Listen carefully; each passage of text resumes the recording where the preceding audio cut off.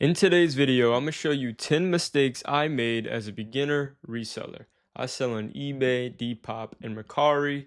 Poshmark, I've been selling for 5 or 6 years now, and I finally went full-time in 2026. So here's 10 mistakes that I wish I would have avoided. You can learn from these mistakes and save a lot of time, energy, and money. So who am I? I'm Alex, or Cruise Resells on this channel. And I have done over $100,000 in sales on eBay, Depop, Mercari. And I sell mainly shoes and clothing, but I do pick up the odd miscellaneous item here and there.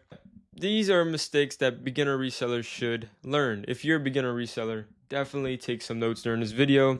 Reselling is a great side hustle to make an extra $1,000 to $2,000 a month. To go full-time does require full-time effort. It takes a lot of work. Let's not sugarcoat it. But if you work about 10 to 20 hours on this as a reselling side hustle, you can easily make $1,000 to $2,000 as you grow your inventory. If y'all want to learn more, check out my reselling group below. Other than that, we have this handy dandy whiteboard behind me, and I'm going to show you 1 through 10 all the mistakes I wish I would have avoided as a beginner reseller. But live and learn. As a wise man once said, learn from your own mistakes, but also learn from the mistakes of others. Okay, let's get right to it. Okay, these are all mistakes that I have personally made. Mistake number 1 was buying too high priced of items. I was paying $20 to $30 per item to make $10 to $15 to $20 profit. If you're a beginner, this is not a good model. It's not, because a lot of money gets tied up and it's super expensive. All right, if you're buying high priced items, you should be getting at least $30 profit or more as a beginner. So this is where the garage sale model or the bins model really works well, or thrift store models, right? But if you're paying $20 to $30 per item to make $10 to $15 to $20 and that returns months from now, it's not a good model, because you need a lot of money tied up in items to make good money, to make $1,000 to $2,000 a month, right? So I was doing retail arbitrage. In case y'all don't know what that is, it's when you find items that are new at like a Marshall's, a Ross, a Burlington, and I would pay like $25 for a pair of cleats. Now don't get me wrong, some of these cleats would flip pretty quick for $50, $60, $70, $100. Those would have been good buys. Those are good buys. But the problem is when you buy the $25 items that sit, and they sit for a year or 2 years, because in retail arbitrage, the markets get absolutely flooded. Because there's a lot of competition, everybody finds it at their stores. So I recommend, if you're a beginner, do the garage sales, the bins, the thrift store model. That is much better because there's not as much competition. There's competition, but you're not competing like SKU for a new item. If you do that, you need to pick up and be picky about what you pick up. You need a high sell-through rate, basically. So I would end up liquidating all these items for cheap. I would buy the wrong sizes and stuff because I was a beginner. I would end up liquidating $25 items for $50. I was making like $5 to $10 per sale. It was, terrible for a beginner. That is bad margins, okay? Do not do that. So yeah, I already explained all that. So this isn't bad at scale. 1, if you have a lot of inventory. 2, if you have a lot of capital. But if you're just a beginner and you're trying to get into this is a bad model. This is really bad. If you're going to pay up for an item, like I said, get at least $30 profit and aim for a pretty quick sell-through rate. So the action item I have for y'all is, if you pay up, aim for $30 plus profit and aim for greater than or equal to 50% sell-through rate. All right, we have number 2, which is kind of counterintuitive to point number 1. It's buying items just because they're cheap. All right, I was buying items that were $5 or less.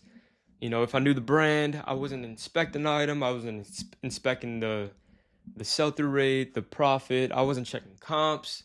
These are things you must do, especially as a beginner, because you're just learning and you can make a lot of mistakes, and you have an eBay store or Depop store full of garbage, and you do not want that. You end up with bad inventory that has stains, holes, and you didn't inspect. All right, these are mistakes I made. All right, not all beginners make this mistake, but I did. I was out there recklessly buying because I knew the brand. I was like, ooh, this brand's really good, and I bought it, and I got home, and guess what? There's a stain on it, or there's a hole in it, right? And then also when I was doing the retail arbitrage, I'd buy, the discounted items that were $10. I was like, ooh, great deal. These are usually 25. They're $10 today. But guess what? They were not desirable. They were not a desirable item. They would sit forever. Or they were just a crazy big size or too small. There's no market for it. All right, those are my mistakes. It takes too long to sell if it ever sells. All right, if you're buying an item that has a stain, guess what? If it's not crazy desirable, it's never gonna sell. And if it does sell, you're scraping by with thin margins. Um, so yeah, that's if you're doing, clothes or shoes. Now, if you're doing like the miscellaneous stuff you'll find at a garage sale or estate sale, or even like the thrift stores, right? Those will be a little bit better. Just go for the higher profit items. We're not trying to, have all these overhead and stuff with a store full of junk.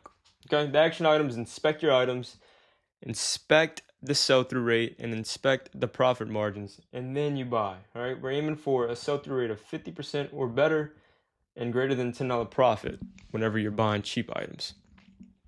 Okay, now if you're a beginner, you can even go for a higher profit. All right, you do not need to sit in a $10 market. I sit at the $10 market these days. Like I said, these tips are for beginners, not seasoned resellers. So number three, third mistake I made was buying items with a slow sell-through rate. I was buying items that would take forever to sell, and my inventory would grow, my cash would get tied up.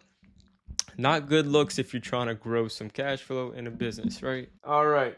So yeah, like I said, your cash gets tied up and you need a lot of storage. So the action step again is buy items with a greater than 50% sell-through rate. So what is a sell-through rate? A sell-through rate is how fast items sell. There's a lot of things that impact this: price, the condition of the item, seasons. If you're selling coats during summer, it's going to take forever to sell, basically, unless it's super desirable. So those items you should know, like, oh, that's going to sell months from now, right? But pricing has a big impact. Because if you price an item at $20, that could sell today. If you price it at $30, it could take 3 months to sell. You just got to play with these things. Sell-through rate is not a thing. It's like it moves with a ton of different little nuances. But typically you want to aim for at least a 50% sell-through rate. So what does that look like? If you look up your item and you see there's 90 listings and 45 have sold in the past 90 days, that's a 50% sell-through rate. That would be a pretty good buy. And if you price right, you should sell it within 90 days. If you price like upper of the market, it might take a few months to sell. All right, and then we have 100% sell-through rate is 90 listings with 90 sales. That means one item is selling every single day, and that item will sell super quick. Now, if you price it right, that thing will sell within a week, 2 weeks, 3 weeks. If you want a good amount of money for it, you price up and it should sell within 3 months. If you price too high, it might never sell. All right, so this is all the nuances with sell-through rate. But like I said, aim for at least 50% sell-through rate as a beginner, so stuff can flip fast and you can keep your cash flow coming in and out. Okay, mistake number 4 was not having a dedicated schedule. I would go sourcing randomly. Once a week, once every other week, 3 times a week, 1 month without sourcing. This led to inconsistent income and inconsistent listing. If you want to build this as a nice side hustle, you should dedicate a couple hours a week to this. Now, how many hours you work should lead to more income, but you kind of control these numbers and you can play with these numbers. You control everything you buy. So this would also cause late shipments. I had a few issues in the beginning. I wasn't too disciplined with my eBay reselling business. So I had a few late shipments, which obviously led to a few bad reviews, of course. So whenever I fixed my schedule, this led to a much more consistent income and more consistent positive feedback. In the past 90 days, I have 100% positive feedback on one account, and my other account has a 99.2. So that's pretty good numbers, right? So you need a dedicated schedule. Schedule out stuff. Schedule out when you source, schedule out when you list, and schedule out when you ship. Here's a quick, sample numbers for y'all just to think about these numbers, okay? So I would say source 1 to 2 times per week, about 3 hours each time, so you're not batching up 1 hour a day. If you want to, like I said, you can do this on your own schedule or whatever. Just make sure you have one. 1 to 2 times a week of doing photos, twice a week shipping. All right, let's say you source twice a week and you can only source on a weekend. 3 hours each day. Let's say you find 5 items per hour, and every time you find an item is about $20 profit, give or take. That would be about 30 items over the weekend. So you have 6 hours and you find 30 items. Honestly, a lot of y'all can do better than that. Either the profit's better or you find more items, one or the other, right? This ultimately leads to about $600 projected profit in this model, which is about $2,400 profit per month. Now, of course, this will take some time to build up this type of store, but these are the potential numbers. So we're just going with this model, okay? And that will be about 10 hours per week, and this can lead to $2,400 profit per month. All right, that's not a bad gig. Not a bad gig. Now, this will take a little bit of a learning curve, of course. Study videos, join groups, join mine down below. But yeah, just keep studying, absorb information, be a sponge, and eventually you'll 100% reach this. A lot of people can reach 10 hours a week and make more than $2,400 profit. And then some people work 10 hours a week and only make $1,000 profit per hour, profit per month. Mixing up my words. All right. So yeah, just play with it, have a dedicated schedule, and you'll be more consistent with your income every month. Mistake number 5 was not having a process. What do I mean by process? I mean not batching my tasks. My tasks are like listing, shipping, taking photos, and sourcing. If you batch it, it makes it way faster, and you get all your stuff done in one go.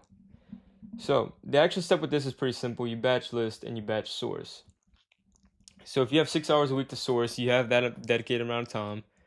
You can do 6 hours in one day. You can do 6 hours over 3 days. You can do 6 hours over 2 days. Just batch it out and make sure you have it like that, okay? And then once you have all your items ready to list, you start batching the listing. It makes it much faster to do it like that. All right, mistake number 6 I made as a beginner reseller was not tracking my numbers. I wasn't tracking my cost per item. I wasn't tracking my profit per item. I wasn't tracking my total money back in my pocket per item, which is basically cash flow. I wasn't tracking my cash flow. I wasn't tracking the boxes, the fees, the shipping. Now I kind of knew, but I wasn't like to the detail like I am now. And I wasn't utilizing software to automate a lot of these costs, right? The action step with this is super simple. Have a software or a spreadsheet and know your numbers from the beginning. It will make it much more clear, your actual input to output, to know how much work you're putting in and exactly how much money you're getting out of it. Also track your time. I should have put track your time as well. Track your time to see how much time you're actually putting into this business. Track your hours sourcing, the hours driving, the hours listing, the hours shipping. Track all of that stuff so you know how much time you put into this business to make sure it's actually producing what you think it is. All right. So the action step is just software, spreadsheet. Mistake number 7 was having bad photos. Okay, I had bad lighting, inconsistent lighting. One photo would look like it's navy, the other photo would look like it's black. I would have a messy background. I would have, random shoes in the background of the picture.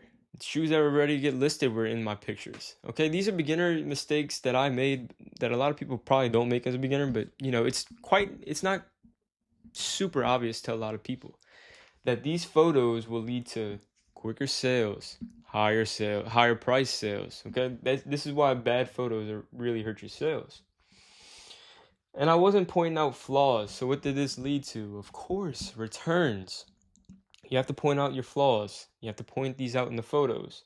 So the action step with this is super simple. You want clear, nice lit photos so the buyer knows exactly what they're getting. You want to point out if it has any flaws. You want to point out the cool metrics on your item, if it has a cool logo or something, right? Just have good photos and that will lead to quicker sales and higher sales. Okay, I have 2 more mistakes. I know I said 10. We're only doing 9. I don't know how it ended up being like this, but we only have 9, okay? Mistake number 8 was pricing items too high. I was pricing items above market. I paid 25, so I think, I have to get at least 50 for it. I have to meet my profit goal. The market doesn't care about what you paid for it. You have to price it according to market or your item will never sell. So sometimes you have to bite the bullet and admit that you made a bad buy. So just price it according to the market. You go to list the item and you realize, I paid more than I should have. Well, let's get at least some of that cash back. Let's get maybe a $5 to $10 profit, maybe even break even. Because guess what? The market does not care what you paid for it. So the action is price according to market. I don't care what you paid. It doesn't matter what you paid. Only the market cares about what the item goes for. All right, mistake number 9 was having a death pile. This is a huge mistake, and a lot of resellers have this. I had it, only for a couple months in the beginning of my reselling journey, but this is a huge mistake because money gets tied up, and you can't make money without listing your item. This goes without saying. It's so simple, but a lot of people have this issue. Solve that issue, and your money will flip faster. You will get your money back faster. You start cash flowing faster, and eventually, you'll make the thousands per month as a beginner reseller, as a side hustle. It's a really good side hustle if you learn these mistakes and actually master them and work on these mistakes and avoid them, okay? You avoid these mistakes, you're going to have a pretty solid side hustle. So the action step with this is list an item within 2 days of buying. Now you can bulk list all the items you bought over the past 2 days and just list them all. What I prefer is buy the items and get them listed immediately. All right, I know people say list every day. I think that does help, but as a beginner, just, you need that discipline and get your items up immediately. You can draft your items, sure, but just have them ready to get listed within 2 days of buying. That will help you out a ton. Like I said, if y'all want help with y'all's reselling journey, check out my group below. In there, I'll give you daily mentorship on how and what to do. Ask me any question, and I will be there to guide you. Okay. I also have a guide on how to make your first $1,000 reselling in there. Check it out. Link below. Anyways, I hope y'all like this video. Like, comment, subscribe. I'm out. Peace.